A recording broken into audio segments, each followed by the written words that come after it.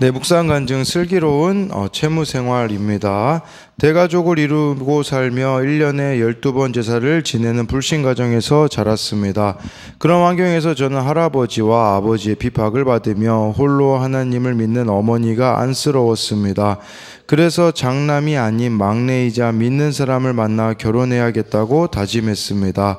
그 후 저는 교회에서 형제 중 막내이자 직업이 의사인 남자를 만나 앞으로 돈 고난은 없겠다고 생각하며 결혼했습니다. 저는 남편이 술을 먹는 줄은 알았지만 술에 대한 경험이 없어 가볍게 생각했었습니다. 하지만 남편은 거의 매일 음주 가무를 즐겼습니다. 그렇게 남편이 술에 빠져 사는 동안 저는 홀로 세 아이를 키웠습니다. 남편의 외박이 잦아지니 불안과 우울로 이혼과 죽음만을 생각하게 되었습니다. 거기에 남편 병원의 폐업으로 억대의 빚을 지고 10년간 기업 회생 절차를 밟으며 경제적인 고난까지 겪게 되었습니다. 이렇게 하나님이 원망스럽고 살 소망이 없어졌을 때 큐티하는 공동체로 인도된 저는 허다한 증인들의 간증을 들으며 내 안에 하나님이 계시지 않음을 알게 되었습니다. 그리고 편히 살려는 내 욕심과 교만의 주님이 속지 않으시고 저의 돈 우상을 회개하도록 남편으로 하여금 수고하게 하신 것을 깨달았습니다. 그러자 그동안 남편을 무시하고 원망하던 마음을 회개하게 되었습니다. 그럼에도 저는 여전히 도대체 언제까지 빚을 갚아야 하나라는 억울한 마음이 있었습니다. 하지만 저보다 먼저 말씀을 의지하여 믿음의 경주를 해온 지체들을 보면서 저도 천국으로 부르실 때까지 빚을 갚으며 이 시간을 잘 통과하겠습니다 라고 기도했습니다. 그러자 마음이 평안해졌습니다.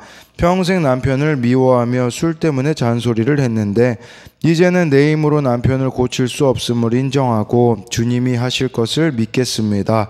저의 피곤한 손과 연약한 무릎을 일으켜 세워주신 하나님을 의지하여 아내의 역할에 순종하고 믿음의 경주를 잘 마치기를 원합니다. 적용하기입니다. 남편이 술을 마셔도 잔소리하지 않고 이야기를 잘 들어주겠습니다. 미혼모로 아픈 자녀를 키우고 있는 지체의 이야기에 공감하며 이 시간을 잘 통과하길 기도하겠습니다. 네, 여기 이렇게 억울한 마음들이 있다라고 하지만 믿음의 경주를 해온 지체들을 보면서 이 사건을 빚을 갚으며 잘 통과하겠다라고 하니 마음이 평안해졌다라고 하잖아요. 평생 남편을 미워하며 술 때문에 잔소리했는데 이제는 내 힘으로 남편을 고칠 수 없음을 인정하고 이렇게 하나님이 하실 것을 믿겠다라는 이런 고백이 결국은 이분을 다루어 가시는 하나님을 발견했을 때 이런 고백이 가능했다라는 것입니다. 오늘 말씀 제목은 이 금쪽 같은 내 자녀라고 잡은 것은 TV 프로그램에요. 그 금쪽 같은 내 새끼라는 프로그램이 있어요. 그 프로그램은 이 자녀들이요 문제를 일으키는 아이들이 있습니다. 근데 왜 문제를 일으키냐면 훈육이 없기 때문이거든요. 그래서 그 오은영 박사님이 훈육하는 법을 가르쳐 주는데 오늘 말씀에 징계라는 단어가 있거든요. 이 징계가 원어적인 의미로 훈육이라는 의미가 있는데 하나님이 우리에게 훈육을 하신다라는 것이겠죠. 그 훈육을 통해서 바로 이루고자 하시는 하나님의 뜻이 있음을 봐야 한다라는 것입니다. 1절부터 3절을 보면요. 이러므로 우리에게 구름같이 둘러싼 허다한 증인들이 있으니 모든 무거운 것과 얽매이기 쉬운 죄를 벗어버리고 인내로서 우리 앞에 당한 경주를 하며 믿음의 주여 또 온전하게 하시는 이인 예수를 바라보자. 그는 그 앞에 있는 기쁨을 위하여 십자가를 참으사 부끄러움을 개의치 아니하시더니 하나님 보좌 우편에 앉으셨느니라. 너희가 피곤하여 낙심하지 않기 위하여 죄인들이 이같이 자기에게 거역한 일을 참으신 일을 생각하라 라고 말씀해 주고 있어요. 이러므로라는 것은 앞의 내용하고 이어진다라는 거겠죠. 앞의 내용은 히브리서 11장이었습니다. 히브리서 11장에 믿음의 사람들이 나타났어요. 그 사람들이 여기 1절에 보니까 구름같이 둘러싼 허다한 증인들이라고 하고 있어요. 그러니 이제는 우리가 이 믿음의 바톤을 이어서 달려야 한다. 우리 앞에 당한 믿음의 경주를 해야 된다라는 것이죠. 그런데 이 믿음의 경주를 하는데 방해되는 게 뭘까요? 1절에 나와 있습니다. 모든 무거운 것과 얽매이기 쉬운 죄라고 말씀해주고 있어요. 무거운 것은요, 뭘 말하는 거냐면 뭐 과거의 실수, 아픔, 또 뭐 현재의 문제, 뭐 이런 것들을 말하는 거겠죠. 우리를 무겁게 하는 것들이 있잖아요. 또 여기 얽매이기 쉬운 죄라고 하는데, 얽매이기 쉬운 죄라는 것은요, 이 얽매이기 쉽다라는 게 원어적으로 쉽게 그리고 강하게 통제하는 거라고 볼 수 있어요. 그러니까 언제든지 쉽사리 우리가 빠질 수 있는 죄, 한 번 빠지면 쉽사리 헤어나오지 못한 죄라고 할 수 있는 거죠. 예, 우리가 한번 생각해 보세요. 마라톤 하는데 누가 막 이렇게 무거운 것들을 입고 합니까? 그냥 러닝 셔츠, 또 가벼운 러닝화를 가지고 하잖아요.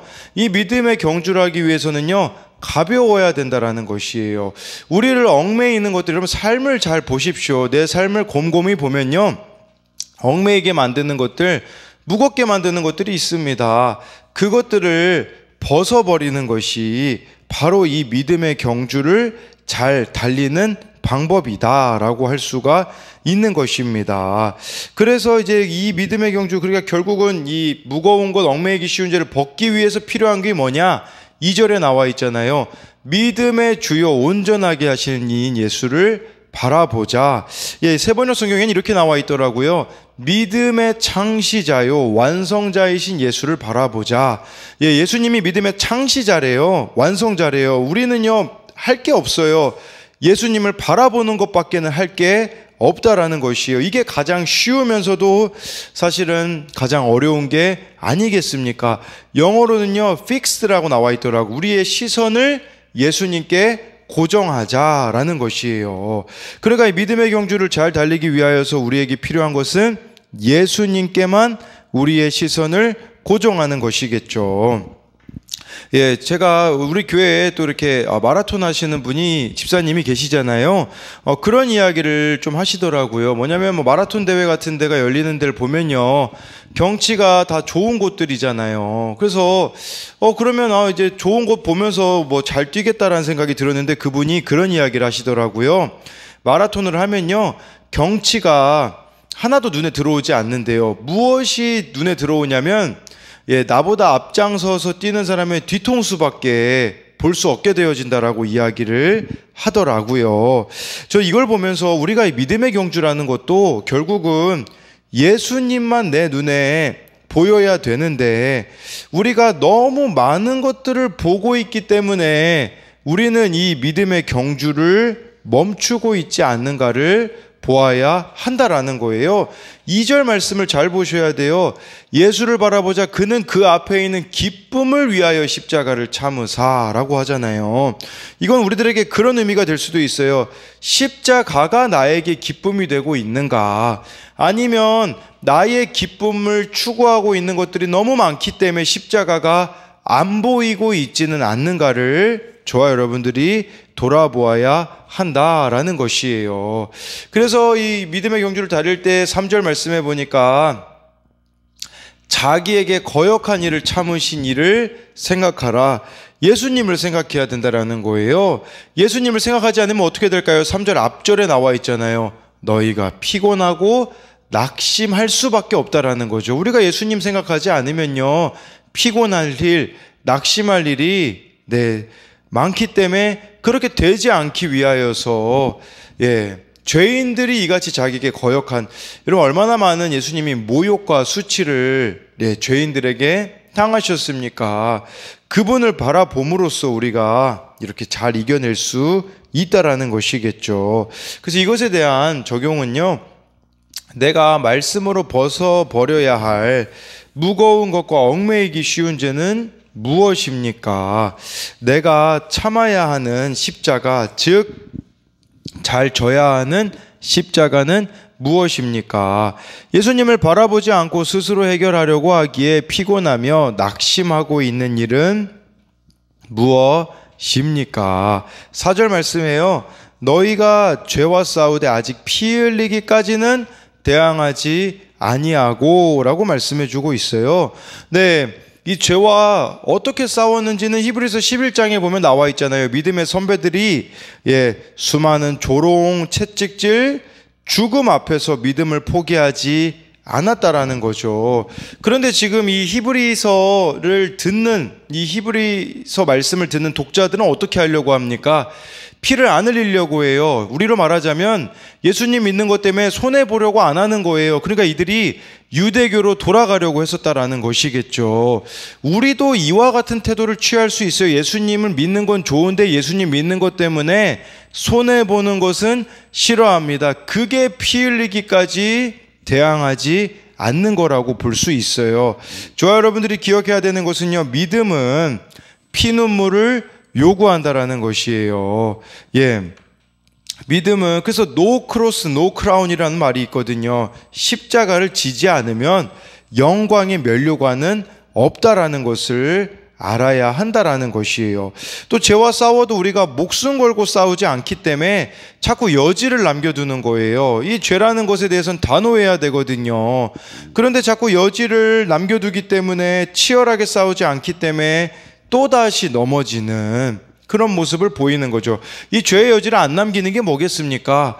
공동체에 이야기해버리는 거예요. 저에겐 이런 유혹이 있어요 라고 말해버리는 사람, 그 사람이 진짜 죄와 싸우되 피 흘리기까지 싸우는 자가 아니겠습니까? 그래서 이것에 대한 적용은 신앙생활을 적당히 하면 문제 해결만을 바라고 있지는 않습니까? 그냥 주구장창 원하는 게 문제 해결밖에 없는 거예요. 그 문제를 통해서 하나님이 나에게 보게 하시는 것이 있는데 그런 것엔 관심이 없고 그냥 문제만 해결됐으면 좋겠다라는 식으로 우리가 나아가고 있지는 않느냐라는 것이겠죠. 5절 6절 말씀해 보니까요, 또 아들들에게 권하는 것 같이 너희에게 권면하신 말씀도 잊었도다. 일러스되 내 아들아 주의 징계하심을 경히 여기지 말며 그에게 꾸지람을 받을 때에 낙심하지 말라. 주께서 그 사랑하는 자를 징계하시고 그가 받아들이시는 아들마다 채찍질하심이라 하였으니 라고 해서요, 문제 해결만 바라면 문제가 뭔지 아십니까? 말씀이 없습니다. 이걸 기억하셔야 돼요. 5절에 나와 있잖아요. 너희에게 권면하신 말씀도 잊었도다. 우리에게 말씀이 없는 그 자체가 문제라는 것을 알아야 한다라는 것이에요. 그렇기 때문에 저와 여러분들이 매일 말씀을 통해서 하나님의 권면을 들어야 한다라는 것이겠죠. 이것이 바로 하나님만이 상급인 인생이 아니겠습니까? 하나님의 권면하신 말씀이 날마다 들려지는 거예요. 그래서 그런 자들은요, 6절에요, 택자라고 하고 있잖아요. 그 사랑하는 자, 이게 바로 하나님이 선택한 택자, 택하신 자가 아니겠습니까? 하나님이 선택한 자는요, 징계가 있대요. 여기서 징계라는 단어가 원어적으로 보니까 훈계라는 의미가 좀 더 맞겠더라고요. 하나님이요, 사랑하는 자는요, 훈계하신대요. 가만히 내버려 두지 않으신대요. 이걸 기억하셔야 되는 것이에요. 그리고 하나님이 사랑하는 자들은요, 채찍질을 하신대요. 이걸 아셔야 된다라는 것이겠죠. 그렇기 때문에 이 하나님의 마음을 읽어내기 위해 우리들에게 필요한 게 무엇입니까? 말씀입니다. 말씀은 고난을 하나님의 훈련으로 인식하게 해줘요. 또 훈육으로 이해해 줄 수 있게 만들어주는 것이 말씀이라는 거죠. 이 말씀이 없는 사람들은 뭐라고 이야기할까요? 왜 나에게 이 일이 일어나는가? 이것만 이야기해요. 근데 말씀을 읽는 자들, 말씀의 채찍질을 받는 자들은 이게 마땅히 나에게 있어야 되는 일이었구나 라는 것을 깨달을 수밖에 없다라는 것이죠. 그래서 이것에 대한 적용은요, 최근에 듣기 좋은 말씀이 아닌 회개로 나를 이끈 말씀이 있습니까? 그러니까 진짜 이 말씀을 통해 내가 변화된 경험이 최근에 있느냐라는 것이에요. 하나님이 나에게 허락하신 징계는 무엇입니까? 그 징계와 채찍질이 하나님의 사랑임을 깨닫습니까? 7절 8절 말씀을 보면요, 너희가 참음은 징계를 받기 위함이라. 하나님이 아들과 같이 너희를 대우하시나니 어찌 아버지가 징계하지 않는 아들이 있으리요. 징계는 다 받는 것이거늘 너희에게 없으면 사생자요 친아들이 아니니라 라고 말씀해 주고 있어요. 그래서 훈육을 받기, 우리가 다 훈육을 우리 너희의 참음은 이게 인내해야 되는 이유가요, 훈계를 받기 위함이다라는 것이에요. 그래서 하나님이 우리를 아들과 같이 대하기 때문에, 여러분 생각해 보세요. 내가 사랑하는 자녀들에게 한번 좋은 것만 해줘 보십시오. 그 자녀는요 분명히 폐륜아가 될 겁니다. 좋은 것만 해줄 수 없어요. 진짜 그 아들을 위하면요 징계해야 돼요. 훈육해야 된다라는 거죠. 마찬가지로 하나님도 우리를 훈육하시는 거예요. 그래서 때로는 고난으로, 어려운 사건들로 훈육하시는 거죠. 이게 없으면요 8절 말씀해 보니까요 우리는 사생아래요. 사생아. 내 친아들이 아니라는 거죠. 예수님 안 믿는데 잘 먹고 잘 사는 사람들 있잖아요. 버린 자식이라는 걸 아셔야 돼요. 우리는 근데 문제는 뭐냐면, 하나님이 없는데 잘 먹고 잘 사는 사람들을 얼마나 우리는 부러워합니까? 사생자요 라고 분명히 말씀해 주고 있는 것이에요. 우리가 하나님의 자녀이기 때문에 하나님이 우리를 훈육하시기 위하여서 고난을 주신다라는 것이에요. 그리고 그 고난을 통하여서 내가 바뀌는 은혜가 있기를 원하신다라는 거죠. 근데 우리는 내가 바뀌기보다 내가, 상대방이 바뀌기만을 바란다라는 것이에요. 어제도 저도 어느 청년의 또 어머니로부터 전화를 받았어요. 그 아이를 만나달라고. 제가 그 아이를 한두 번 만났겠습니까? 지금까지 많이 만났는데, 그 이면에는요 그 부모가 하나님께 돌아오란 하나님의 뜻이거든요. 근데 그거는 보려고 하지 않고 자녀만 바뀌기 원하는 그 모습이 있는 것을 볼 수 있는 것이죠.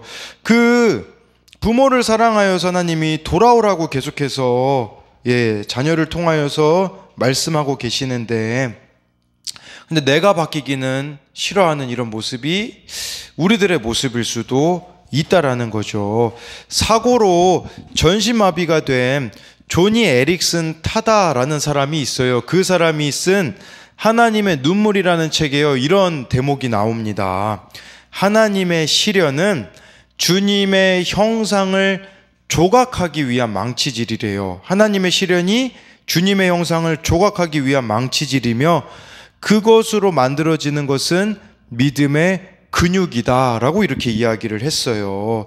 하나님의 형상, 하나님과의 관계를 회복하기 위하여서 우리에게 시련을 주신다라는 것이에요. 그 시련을 저와 여러분들이 잘 받음으로써 믿음의 근육이 만들어진다라는 것이죠. 그래서 이것에 대한 적용은요, 고난을 통해서 내가 바뀌는 은혜가 있습니까? 아니면 여전히 내가 바뀌어야 한다고 합니까? 하나님의 징계가 없는 것이 하나님의 무관심으로 여겨지십니까? 그래서 두렵습니까? 아니면 고난이 없어서 그저 좋습니까?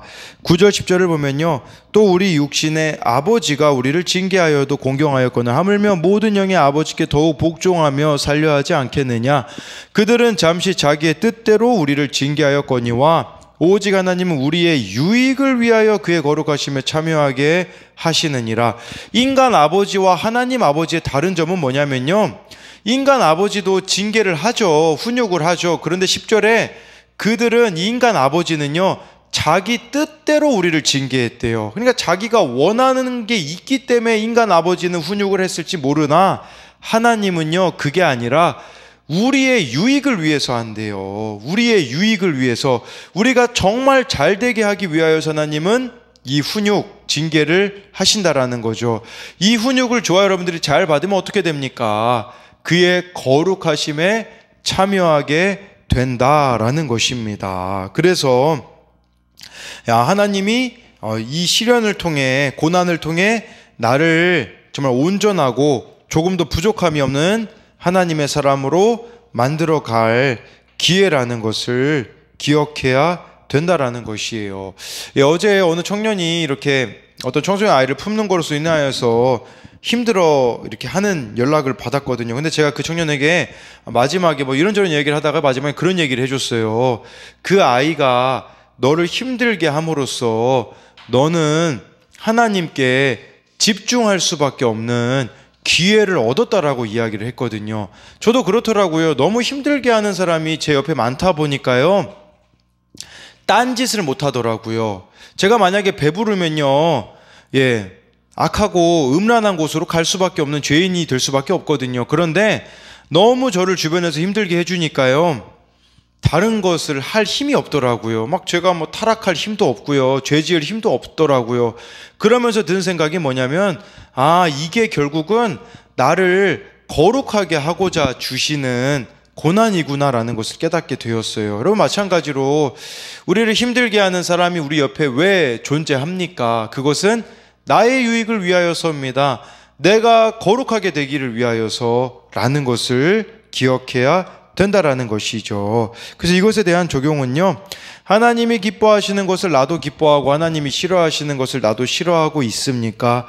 여러분, 이게 거룩이에요. 거룩은요, 하나님이 기뻐하시는 거 내가 기뻐하는 거고요, 하나님이 싫어하시는 거, 미워하시는 거 나도 미워하고 싫어하는 것임을 알아야 합니다. 11절에요, 무릇 징계가 당시에는 즐거워 보이지 않고 슬퍼 보이나 그로 말미암아 연단받은 자들은 의와 평강의 열매를 맺느니라 라고 해서요, 여러분, 이 하나님의 징계, 이 하나님의 훈육이요, 당연히 즐거워 보이지 않죠. 슬퍼 보이지 않죠. 그런데 후를 보라는 거예요. 그 후에는 의와 평강의 열매를 맺는다라는 것이에요. 이게 무슨 말일까요?